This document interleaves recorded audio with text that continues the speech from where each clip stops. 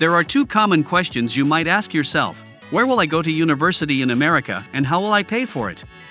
Some students are fortunate to have their education fully charged by their parents, but many students have to supplement from a variety of sources, whether it is scholarships, jobs, or a private loan. A student loan, also known as an education loan in some countries, is from a private lender. But what does that mean? Read on to find out more. What expenses will the student loan cover? Determining the total cost of attendance is the first step in finding out what expenses your student loan may cover. Then, you may need to consider financial aid and scholarships as needed. Finally, if you are approved by the lender, several factors will determine the loan amount. To better understand the total cost of attendance, let's first break down the expenses you may incur as an international student while you are in school. Join our VIP list of international students, enter your details below, and click Submit to receive information on how to find the right school for you. Lecture living expenses, meal expenses, student health insurance, also known as student medical insurance, rote material transportation cost, other university fees. The exact breakdown will vary by school. You should visit your prospective school's website to find the relevant total cost of attendance information. Oftentimes, you can research needs-based financial aid and scholarship options before trying to find a student loan. As such, schools may deduct any scholarships or financial aid they offer you from the total cost of attendance to determine the amount of funding you can receive from the student lender.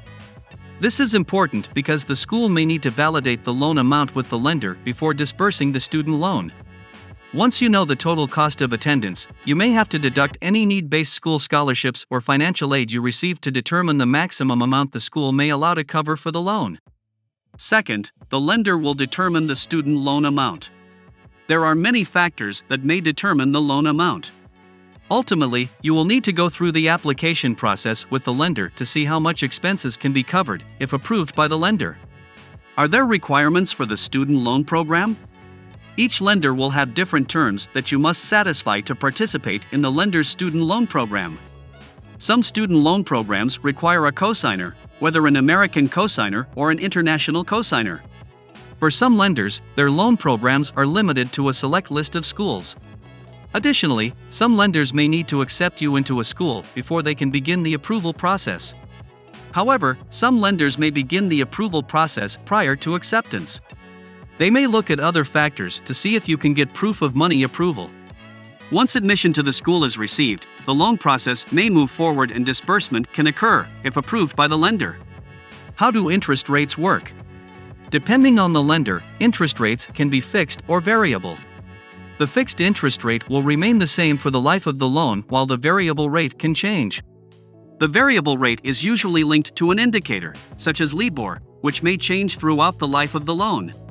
There is usually a range that the rate cannot go above or below, but it can vary depending on the loan and loan program. Interest is an amount of money that the borrower must repay in addition to the amount borrowed, the principal amount. You will need to repay the principal plus the interest on the principal on your student loan. The interest rate you may receive depends on many factors. Through the application process, the interest rate and monthly payment may be determined by the lender.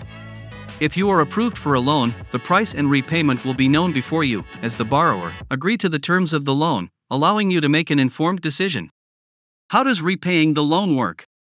Depending on the loan program, there may be different types of repayment options if you are approved. Repayment can take place in different time periods, but the repayment term is usually spread over 10 to 15 years. As a borrower, some lenders may allow you to defer repayment until after graduation. This is called a grace period and can be up to 6 months after graduation. However, other lenders may require you to make some type of monthly payment while you are in school, such as an interest-only payment. This may vary depending on the lender and what makes the most financial sense for you. It is best for you to understand exactly what is expected of you financially before taking out a student loan from any lender. What is a cosigner? A cosigner is someone who legally agrees to repay the loan if you can't repay it. It is a serious obligation, and you and your cosigner should be aware of the potential risks involved. With that said, if you pay off the loan, the cosigner is not obligated. Does the international student need a cosigner? Getting a cosigner may help you get approved for a student loan. However, having a cosigner does not guarantee student loan approval. How does loan disbursement work? If your student loan is approved and you make the decision to take it, the lender will send the money to your school, known as an exchange. Before doing this, the lender will verify that you attend that school and that the loan amount is correct.